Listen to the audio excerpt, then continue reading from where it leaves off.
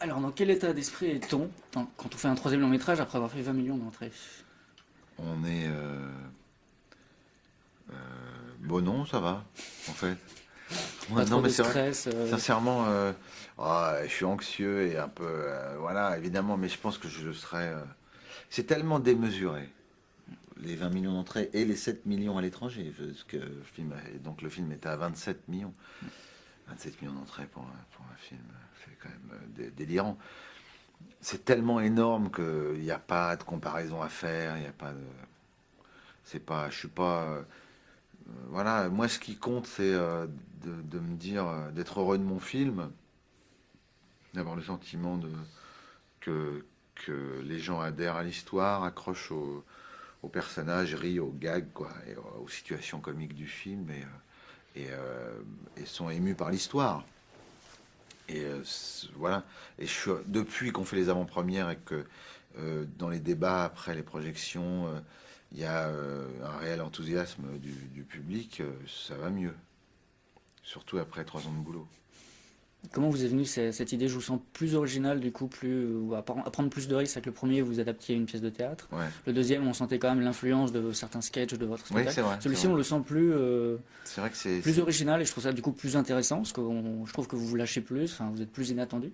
ouais, oui, c'est vrai, c'est vrai. D'où vous est venue cette idée de partir là-dedans, dans ce Ben, sujet-là? en fait, assez rapidement, un film est toujours, pour moi, un film est toujours plusieurs idées directrices qui se rejoignent et qui ont d'un seul coup une cohérence, une adéquation particulière. Et, et, euh, et là, il y avait cette idée de disparition de frontières, de douanes, de vie économique et sociale de ces rues de frontières, un côté cinématographique aussi de la frontière. En plus, moi j'ai grandi avec les films, les polars, avec la relation Est-Ouest, où les soviétiques étaient les méchants, et il y a toujours cette image de pont brumeux comme ça, et d'échanges d'espions. Ça. Et cette idée de frontière, à un moment donné, j'ai failli faire le film à une frontière sur un pont. Je me suis dit, tiens, pourquoi pas. J'avais cette image comme ça. Mais je me suis dit, non, c'est trop. Il y a un côté trop est-allemand ou soviétique. Mais ça a failli. Euh, donc, il y avait ça. Il y avait l'idée du racisme, de parler du racisme à travers la relation franco-belge,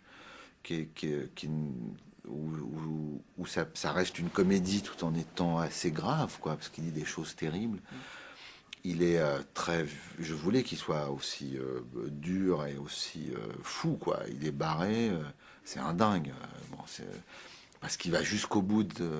Voilà, il se soucie pas de l'autre, il va jusqu'au bout de sa théorie. Et, voilà, et du coup, en plus, vu son métier, il est armé, donc dangereux.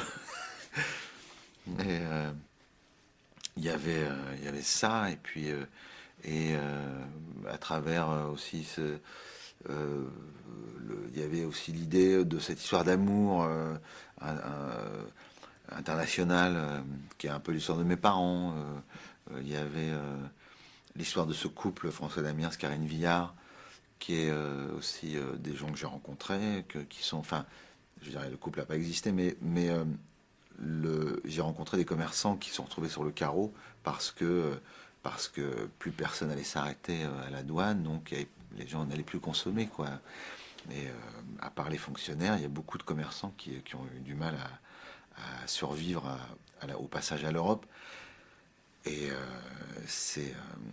voilà, c'est comme toujours quand la société évolue, il y en a qui s'adaptent et d'autres qui subissent et qui n'arrivent pas à survivre, quoi. Et après avoir trouvé cette thématique, Benoît Poelvoorde, c'était une évidence pour vous dans ce Ah oui, oui. personnage-là? Il n'y a que lui. Pour moi, il n'y avait que lui qui pouvait. D'abord, en plus, je me suis mis à écrire pour lui, ce qui est quand même ce que je fais jamais d'habitude. Et il n'y avait que lui qui pouvait jouer ce personnage-là, je pense. Parce qu'il on a quand même de l'empathie pour lui. Parce qu'il a une grande humanité, Benoît. Donc, euh, on se met à l'aimer parce qu'il est tellement con, tellement victime de sa connerie que ça en devient intéressant. C'est un très bon choix parce que du coup vous formez un duo très efficace et c'est vrai que vous vous inscrivez du coup un peu dans la lignée de Weber et Horis, ce sont des références pour vous? Oui, bien sûr, des grandes références. J'ai eu la chance de travailler avec Francis Weber. c'est une expérience formidable.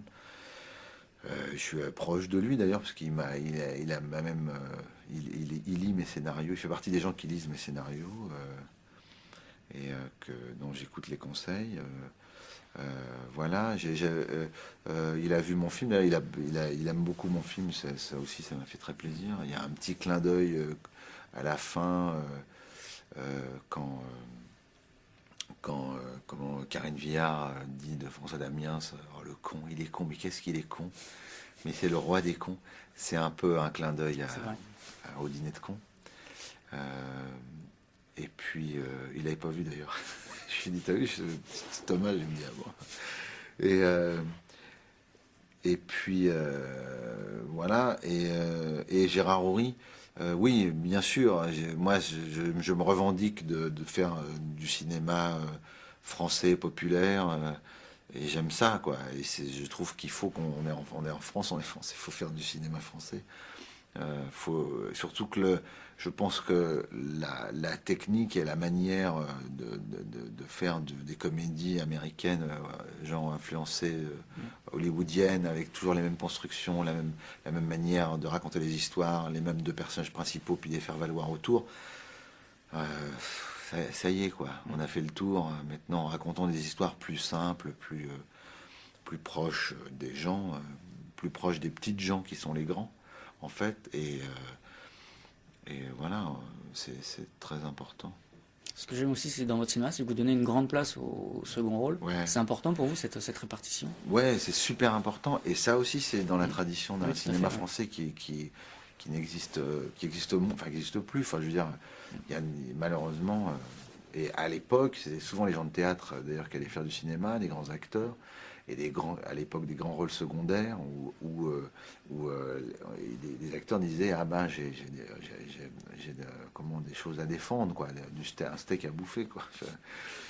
Et il y en a un qui m'a surpris, c'est Bruno Monod. Comment on le voit jamais? Comment l'avez-vous convaincu? Et enfin, pourquoi être allé le chercher? Comment l'avez-vous convaincu? Parce qu'il est assez rare finalement. Oui, c'est vrai. Donc c'est marrant de le revoir. Non, parce que c'est venu d'une discussion, on a dîné ensemble. Et voilà, j'ai dit, oh, si j'avais un truc pour toi, est-ce que ça te dirait? Puis il me dit, ah oui, ça serait marrant. Puis voilà, en fait, il se trouve que j'ai travaillé avec lui parce que je produis le spectacle de Jérôme Commandeur. Et il s'occupe du Splendide. Il est propriétaire, patron du Splendide, donc, et de la Renaissance. Donc on se connaît depuis longtemps. Voilà, moi, il est très. Il fait une petite apparition, mais c'est très drôle. Donc ça, c'est très agréable. Et pour terminer, parce que malheureusement c'est fini, Benoît nous a raconté une blague française. Est-ce que vous en auriez une belge qui n'est pas dans le film? Ah merde, alors attends. Une blague belge qui n'est pas dans le film. Oh putain, c'est dur. Bon, sinon, qui est dans le film. Bah ouais, attends. Oui, donc bon, bah voilà, c'est vrai qu'il faudrait que je prépare des blagues belges, ça serait pas mal. C'est toujours, d'ailleurs, les blagues sont toujours un peu. Attends. C'est un. Bah oui, non, attends, j'en cherche une autre. Merde, j'en cherche une autre, je vais trouver.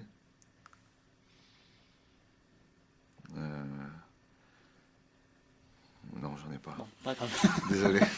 Tant pis, je me ferai passer pour un autre journaliste. Oh, merde. Tant pis, c'est pas grave. Bon, bah, Benoît a gagné. Bah ouais. 1-0.